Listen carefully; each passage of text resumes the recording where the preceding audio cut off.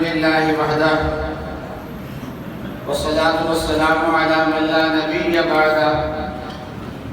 اللهم صل على سيدنا ومولانا محمد وعلى آل سيدنا ومولانا محمد وبارك وسلم صلاة وسلاما كثيرا كثيرا.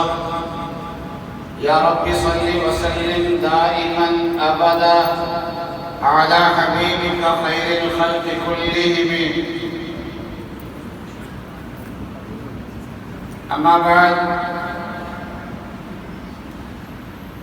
وقد قال النبي صلى الله عليه وسلم: أنا محمد وأنا أحمد وأنا الماحي الذي يمحى بي الكفر وأنا الحاشر الذي يحشر الناس على عاقبي وأنا العاقب والعاقب الذي ليس بعده نبي. صدق الله العظيم وصدق رسوله النبي الكريم. حضرات علماء کرام، معزز مہمانان گرامی اور معزز سامعین، بزرگوں، بھائی اور دوستوں، السلام علیکم ورحمۃ اللہ وبرکاتہ. اور میری بہنیں بھی اگر سن رہی ہیں تو ان کی خدمت میں بھی السلام علیکم ورحمۃ اللہ وبرکاتہ. ربیع الاول کا مہینہ ہے اور اس مہینے کی کو نبی اکرم صلی اللہ علیہ وسلم سے خاص مناسبت ہے. رسول اللہ صلی اللہ علیہ وسلم کی ولادت باسعادت وہ بھی اسی مہینے میں ہوئی، اور رسول اللہ صلی اللہ علیہ وسلم ہجرت فرما کے مدینہ طیبہ تشریف لائے ہیں تو اس وقت بھی ربیع الاول کا مہینہ. اور آن صلی اللہ علیہ وسلم اس دنیا سے اپنے اللہ کے پاس گئے. بے شک امت کے لیے بہت بڑا صدمہ ہے. لیکن ام المومنین حضرت عائشہ صدیقہ رضی اللہ تعالیٰ عنہ فرماتی ہیں کہ رسول اللہ صلی اللہ علیہ وسلم کے آخری الفاظ یہ تھے: اللہم بالرفیق الاعلی. اے اللہ، میں اوپر والے دوستوں کے پاس جانا چاہتا ہوں. حضرت عائشہ فرماتی ہیں کہ آنظر صلی اللہ علیہ وسلم ایک بات ارشاد فرمایا کرتے تھے، وہ بات مجھے یاد آ گئی اور اس کو ملا کے میں سمجھ گئی کہ اب آنظر صلی اللہ علیہ وسلم دنیا سے جا رہے ہیں، تشریف لے جا رہے ہیں. وآنظر صلی اللہ علیہ وسلم کیا بات ارشاد فرمایا کرتے تھے؟ فرمایا کرتے تھے کہ نبی کی جب موت کا وقت آتا ہے تو ملک الموت آ کے پہلے اجازت مانگتا ہے. اجازت ملتی ہے تو پھر ان کی روح کو قبض کیا جاتا ہے. یہ آنظر صلی اللہ علیہ وسلم سے میں نے سنا ہوا تھا. اور جب آنظر صلی اللہ علیہ وسلم نے آخری کلمہ یہ ارشاد فرمایا کہ اللہم بالرفیق الاعلی، اللہ اوپر کے دوستوں کے پاس جانا چاہتا ہوں، تو حضرت عائشہ سمجھ گئی کہ اس وقت ملک الموت نے آپ سے اجازت مانگی ہے اور رسول اللہ صلی اللہ علیہ وسلم نے ان کو اجازت دے دی ہے، اور اب ملک الموت آپ کی روح کو قبض کر کے اوپر لے جائے. جب رسول اللہ صلی اللہ علیہ وسلم حجۃ الوداع کر کے واپس تشریف لائے ہیں، مدینہ طیبہ پہنچے ہیں، تو سورت نازل ہوئی: اذا جاء نصر اللہ والفتح ورأيت الناس يدخلون في دين الله أفواجا. اس کا آیت کا بیشتر ساتھیوں کو ترجمہ معلوم ہوگا.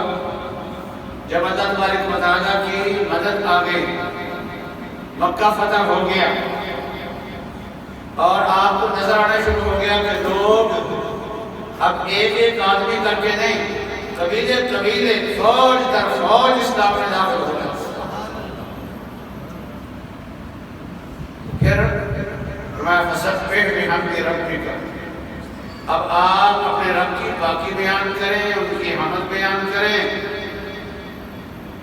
اور اللہ تعالیٰ سے استغفار کریں۔ یہ آیات نازل ہوئی۔ حضرت ابوبکر صدیق نے جب یہ آیتیں سنی تو رو پڑے اور فرمایا کہ میرے ماں باپ آپ پہ قربان۔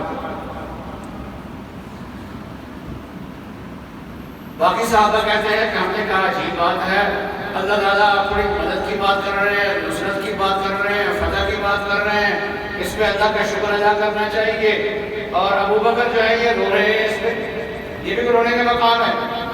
فرمایا کہ کچھ ہی عرصے کے بعد جب رسول اللہ صلی اللہ علیہ وسلم اس دنیا سے چلے گئے، پھر سمجھ میں آیا کہ ابوبکر ہم سب سے زیادہ عالم، سب سے زیادہ قرآن پاک کو سمجھنے والے ابوبکر صدیق تھے۔ سمجھ گئے کہ یہ آیتیں رسول اللہ صلی اللہ علیہ وسلم کے لیے پیغام ہے کہ اب آپ کا کام مکمل ہو گیا ہے، اس دنیا کے اندر ایک مقصد کے لیے آپ کو بھیجا تھا، اصل مقام تو آپ کا جنت ہے، اللہ کا قرب ہے، اب آپ وہاں جانے کی تیاری کریں۔ جب یہ آیتیں نازل ہوئی، یہ سورت نازل ہوئی، تو خود جبرائیل امین سے آن صلی اللہ علیہ وسلم نے فرمایا کہ اے جبرائیل، یہ تو میری موت کا پیغام ہے۔ حضرت جبرائیل علیہ السلام نے فرمایا کہ یا رسول اللہ، آپ کے لیے تو اللہ تعالیٰ نے یہ فرمایا ہے وَلَلْآخِرَةُ خَيْرٌ لَكَ مِنَ الْأُولَىٰ، آپ کی ہر بعد والی حالت پہلی حالت سے بہتر ہے۔ اس لیے دنیا کی زندگی بھی آپ کی بہتر ہے، لیکن جب موت آئے گی وہ اس دنیا کی زندگی کے بعد آئے گی، اس لیے وہ حالت جو ہے وہ دنیا کی زندگی سے بہتر ہے، اور اس موت کے بعد جو حیات پائے گی وہ حیات بعد والی زندگی ہے، لہذا وہ بعد والی زندگی جو ہے وہ آپ کی دنیا کی زندگی سے کئی گنا زیادہ، ہزاروں لاکھوں گنا زیادہ بہتر ہے۔ وہ آپ کی زندگی صرف آقا صلی اللہ علیہ وسلم کو اپنی حیات آ گئی، اور وہ حیات اس دنیا سے ہمارے لیے تو غم کی بات ہے، لیکن رسول اللہ صلی اللہ علیہ وسلم کے لیے وہ موت کی طرف بھی کر دیتی ہے۔ تو آپ کی ولادت باسعادت بھی اسی مہینے میں ہے، اور آپ کی وفات شریف بھی اسی مہینے میں ہے، اور ہجرت فرما کے جب مدینہ طیبہ تشریف لائے اور اسلامی سلطنت کا اور اسلامی ریاست کا آغاز ہوا ہے، تو وہ بھی اسی مہینے سے ہوا ہے۔ اور آپ اللہ جانتے ہیں کہ ربیع کا معنی کیا ہوتا ہے؟ سبحان اللہ۔ ربیع کا معنی ہوتا ہے بہار، اور جہاں سبزہ ہوتا ہے، باغات ہوتے ہیں، اس علاقے میں جب بہار کا موسم آتا ہے تو ہر طرف سبزہ سبزہ نظر آتا ہے، پھول نظر آتے ہیں، خوشبوئیں نظر آتی ہیں، خوشبوئیں مہکتی ہیں، تو ربیع کا معنی یہ ہوتا ہے۔ لیکن دنیا کے اندر یہ جو بہاریں ہوتی ہیں یہ چند روزہ بہاریں ہوتی ہیں،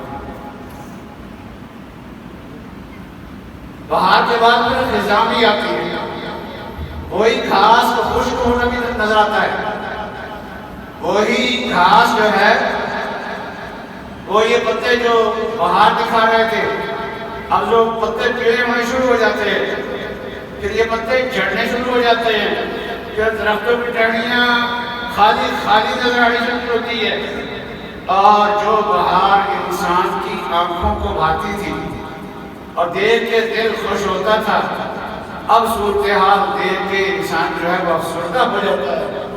تو جہاں بہار آتی ہے وہاں خزاں آتی ہے، جہاں خزاں آتی ہے وہاں بعد میں بہار بھی آتی ہے، لیکن سرکار دو عالم صلی اللہ علیہ وسلم کی تشریف آوری ایسی بہار ہے، ایسی بہار ہے، ایسی بہار ہے کہ اس بہار کے بعد خزاں نہیں ہے۔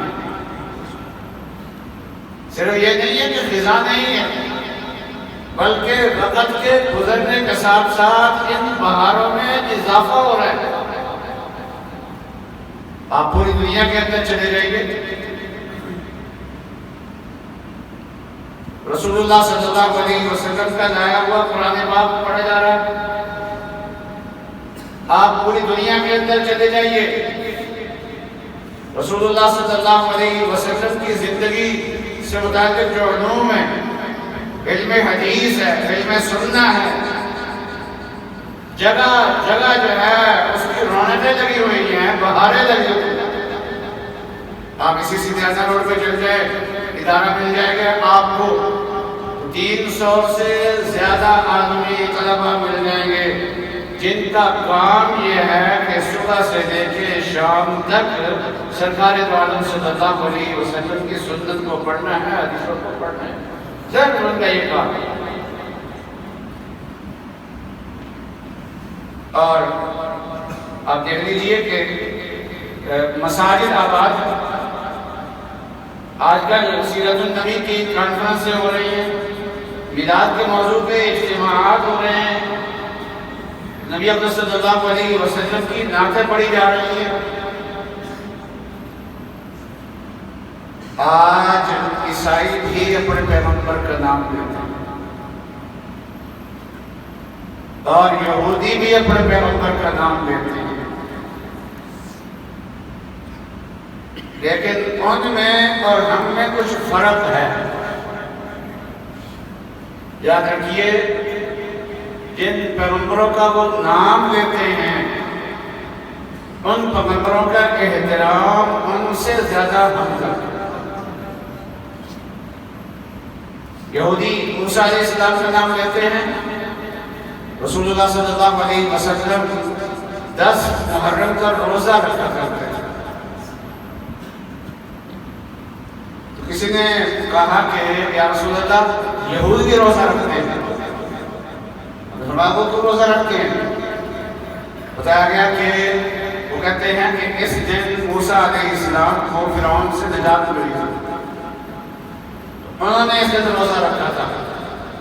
تو رسول اللہ صلی اللہ علیہ وسلم نے ہمیں ادب سکھایا ہے، زبان سے بھی عمل سے بھی۔ فرمایا نحن احق بموسیٰ، تو موسیٰ علیہ السلام کے ساتھ زیادہ تعلق تو ہمارا ہے۔ اگر موسیٰ علیہ السلام کی نسبت سے وہ روزہ رکھتے تو ہم بھی رکھیں گے۔ تو موسیٰ علیہ السلام کا تو آپ نے ادب کیا، لیکن اس زمانے کی جو یہودیت تھی اس کے بارے میں فرمایا کہ ان کی مشابہت سے بچنے کے لیے آئندہ سال اگر میں زندہ رہا تو پھر 10 محرم کے روزے کے ساتھ 9 محرم میں 11 محرم میں ان کے ساتھ مشابہت نہیں اختیار کی۔ تو آج یہودیوں کے پاس موسیٰ علیہ السلام کی مستند باتیں موجود نہیں ہیں، اور ہمارے پاس ہمارے قرآن میں کوئی اس بڑا شہر خالی ہو جس میں موسیٰ علیہ السلام کی باتیں نہیں۔ اور عجیب بات یہ ہے کہ موسیٰ علیہ السلام اللہ کے کلیم تھے، اللہ سے باتیں کرنے والے تھے، اور یار سے جب باتیں کرتے تو لمبی ہوتی تھی۔ قرآن پاک میں بھی جب موسیٰ اور اللہ کی باتوں کا تذکرہ شروع ہوتا ہے تو لمبا ہی چلتا ہے، اور کئی رکوع چلتا ہے اور چلتا ہی جاتا ہے، ان کا تذکرہ جو ہے وہ ہوتا ہی رہتا ہے۔ تو موسیٰ علیہ السلام کے علوم آج یہودیوں کے پاس موجود نہیں ہے، آج ہمارے پاس موجود ہے۔ عیسیٰ علیہ السلام کے علوم اور ان کی باتیں مستند طریقے سے آج ان کے پاس موجود نہیں ہے، آج ہمارے پاس موجود ہے۔ وہ صرف یادیں بناتے ہیں، اور مسلمان کوئی تاریخی یادیں نہیں بناتا۔ مسلمانوں کے پاس رسول اللہ صلی اللہ علیہ وسلم کی زندہ سنتیں موجود ہیں۔ رسول اللہ صلی اللہ علیہ وسلم کے کمالات کو پہچاننا اور اس کو بیان کرنا، یہ ساری دنیا کے علماء اکٹھے ہو جائیں، شعراء اکٹھے ہو جائیں، اپنے سر جوڑ کے بیٹھ جائیں، رسول اللہ صلی اللہ علیہ وسلم کی شان کا لاکھواں حصہ بیان کیا۔ کسی کے بس کی بات نہیں ہے، کسی اور بادشاہ کی تعریف کی جائے تو شاید جو باتیں کہے گا وہ مبالغہ ہوگا، لیکن رسول اللہ صلی اللہ علیہ وسلم کی جب شان بیان کی جاتی ہے تو ان کی شان تک پہنچنا ہی ہمارے بس کی بات نہیں ہوتی، مبالغہ تو بہت دور کی بات ہے۔ رسول اللہ صلی اللہ علیہ وسلم کی شان بہت اونچی ہے، اور سرکار دو عالم صلی اللہ علیہ وسلم اللہ کے محبوب ہیں،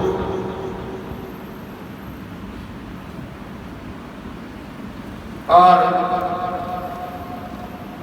آپ کے نام ہی اللہ تبارک و تعالیٰ نے ایسا رکھا ہے کہ آپ کا نام بولا جائے گا اسی میں آپ کی تعریف آ جائے گی۔ محمد سے ہے،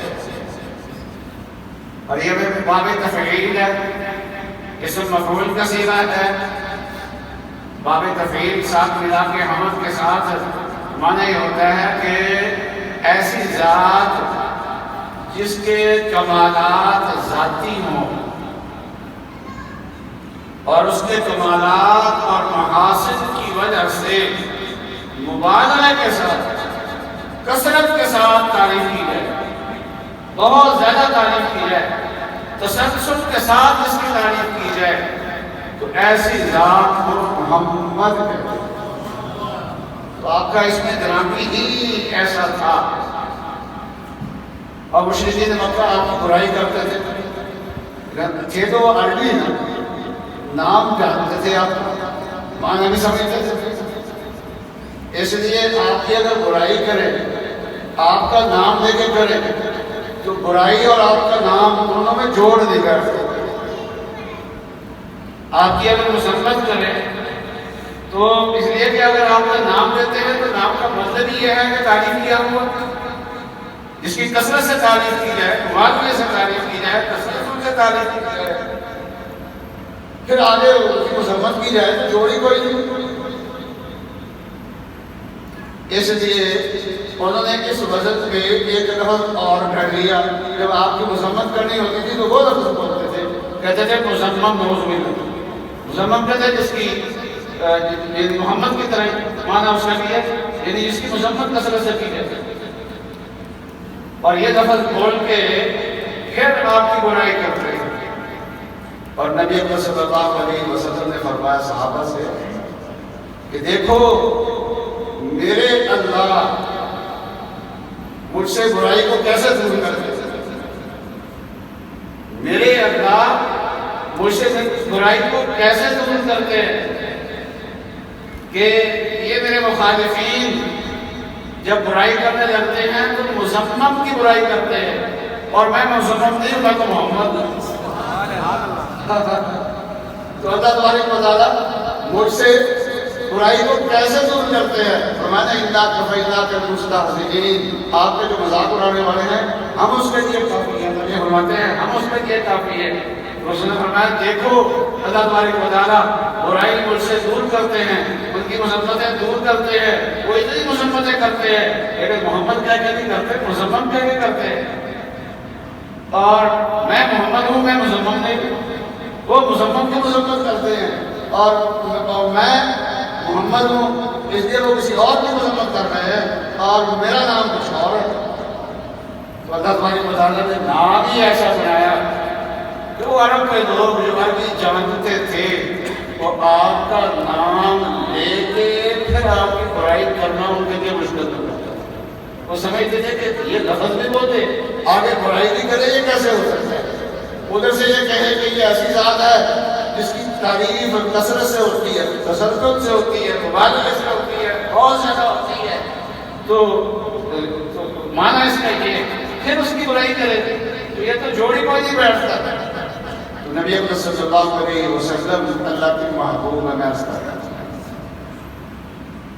اور صرف محبوب نہیں ہے بلکہ قیامت تک آنے والے انسانوں کو اللہ کا محبوب بنانے کا سامان دے چکے۔ تو ہمیں اور لیکن آپ صلی اللہ علیہ وسلم نے روزے کے اندر بھی فرق کرنے کی کوشش کی نا. اس طریقے سے عیسیٰ علیہ السلام کا دن مناتے نہیں مناتے. اب 25 دسمبر آئے گی، حالانکہ 25 دسمبر کے ساتھ عیسیٰ علیہ السلام کا کوئی تعلق بھی کوئی نہیں. لیکن بہرحال وہ مناتے ہیں، دن انہوں نے مقرر کیا ہوا ہے اور وہ دن مناتے ہیں. تو ہمیں نبی صلی اللہ علیہ وسلم نے تعلیم یہ دی ہے کہ دین کے کاموں میں عیسائیوں کے ساتھ، یہودیوں کے ساتھ، غیر مسلموں کے ساتھ مشابہت اختیار نہیں کرنی. ہماری اپنی ایک شناخت ہے، ہم نے اس شناخت بس وہ فرق کیا ہے، میں وہ فرق بتا کے بات کو ختم کرتا ہوں. کیونکہ اصل میں تو یہ محفل ہم تو نام تھی تو بیان تو ویسے ہی بیچ میں درمیان میں آپ نے میرا بیان رکھ دیا ہے. تو میں عرض کر رہا تھا کہ فرق کیا ہے. فرق یہ ہے کہ وہ جب دن مناتے ہیں، دن منا کے تھک کے ختم ہو جاتا ہے، اور جب ہم رسول اللہ صلی اللہ علیہ وسلم کی سیرت سننے اور سنانے کے لیے بیٹھتے ہیں، اس دن ہمارے عمل کا آغاز ہوتا ہے. ہم یہاں سے ارادہ لے کے جائیں کہ ہمارے اندر جو سستی تھی رسول اللہ صلی اللہ علیہ وسلم کے سنت پہ عمل کرنے کی، ابھی سے اس سستی کو ہم دور کر رہے ہیں. اب جا کے ہم نے سنا ہے تو ابھی سے ہم یہ طے کر کے جائیں کہ سونے میں حضرت صلی اللہ علیہ وسلم کی سنت کا اتباع کرے گا. ابھی سے آغاز ہے.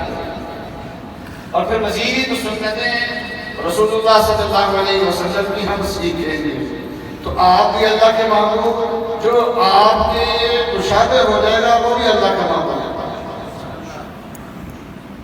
وہ خواجہ جی اللہ سے منظور کیا فرماتے ہیں، تیرے محبوب کی یا رب شباہت لے کے آیا ہوں، تیرے محبوب کی یا رب شباہت لے کے آیا ہوں، حقیقت اس کو تو کر دے نہ صورت دے. تو جتنا اتباع سنت زیادہ ہوگا اتنا ہی انسان اللہ کی نظر میں محبوب بن جائے گا. تو میرے والد صاحب فرمایا کرتے تھے حضور صلی اللہ علیہ وسلم صرف اللہ کے محبوب نہیں ہیں بلکہ محبوب ساز بھی ہیں. باقی لوگوں کو بھی اللہ کا محبوب بنانے کے لیے ہے. عمل کا ابھی سے اپنے آغاز کرنا ہے. ابھی ہم مسجد سے نکلیں گے نا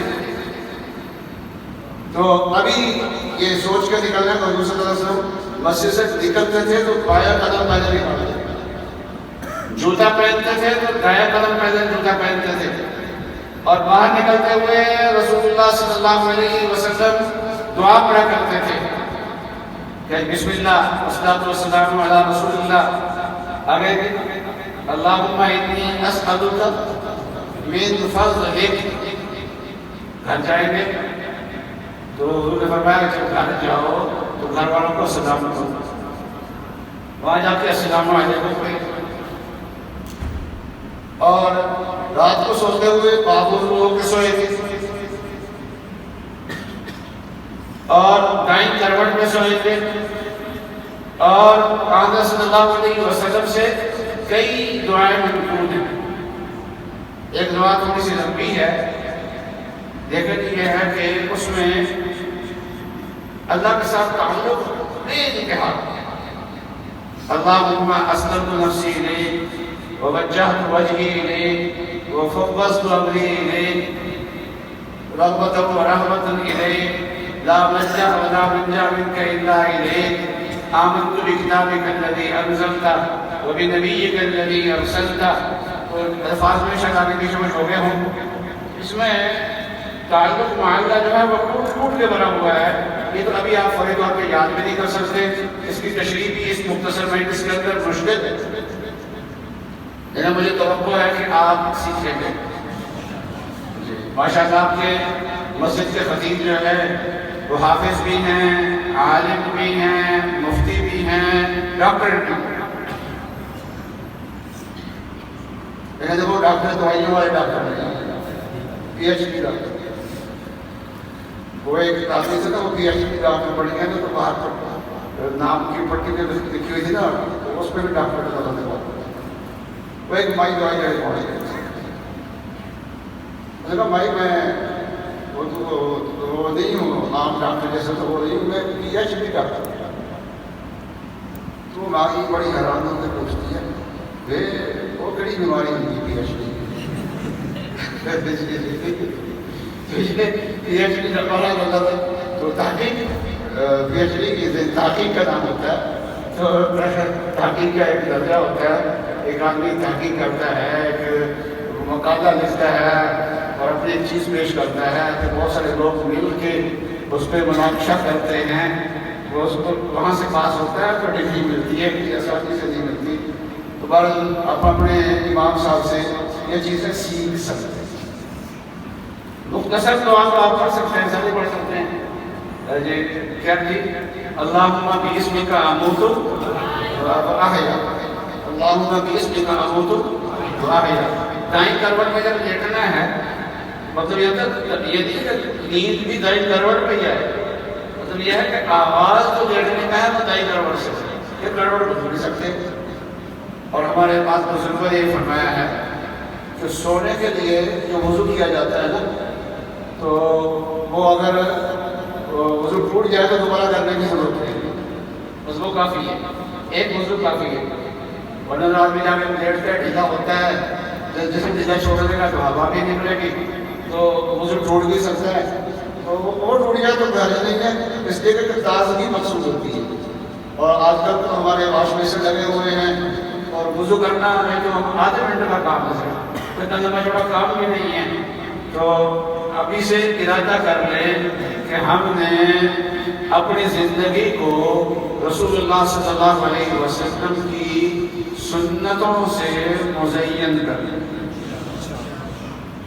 تو آن صلی اللہ علیہ وسلم کی تعریف کی جائے, اس سے بھی خوشی ہوگی. آپ کثرت سے درود شریف پڑھا جائے, اس سے بھی آن صلی اللہ علیہ وسلم کو خوشی ہوگی. لیکن آپ کی حقیقی خوشی اسی میں ہے کہ امتی جو ہے وہ ان کے نقش قدم پہ چلے, یہ ان کے نقش قدم پہ ہم لوگ چلے. تو یہ آج کی نشست کا ایک سبق ہے کہ یہ ہم نے ارادہ کر لیا ہے کہ ہم آپ کی سنت کا اتباع کر کے ہم بھی اللہ کے محبوب بڑھیں گے. اور ابھی سے یہیں سے ہمارا آغاز ہوگا اتباع سنت کا. مسجد سے نکلیں گے تو سنت کے طریقے, اور آپ کو سمجھ لیں تو پھر مزید سیکھیں گے انشاءاللہ. تو آپ پروگرام بنا سکتے ہیں, کیونکہ یہ جو مجلس ہے نا, عیسائیوں کے ہاں یہ مجلس ہے بات ختم کرنے کے لیے. ان کا جو 25 دسمبر ہوتا ہے نا, وہ کل مکاؤ. اور ہماری جو مجلس ہوتی ہے یہ جو ٹوٹا ہوا تعلق ہے اس کو جوڑنے کے لیے, یہ ہمارا آغاز ہوتا ہے. اللہ کرے کہ آج ہمارا آغاز ہو اتباع سنت. جو پہلے کر رہے ہیں وہ دوبارہ نئے جو پہلے کہ انشاءاللہ اٹھیں گے. تو میں اسی پہ اپنی بات کو ختم کرتا ہوں. وآخر دعوانا ان الحمدللہ رب العالمین. الحمدللہ رب العالمین الرحمن الرحیم مالک یوم الدین ایاک نعبد و ایاک نستعین. اللهم صل على سيدنا ومولانا محمد النبي الأمي وعلى آله وبارك وسلم بعدد كل معلوم لك دائما أبدا. وأنزله المقعد المقرب عندك يوم القيامة.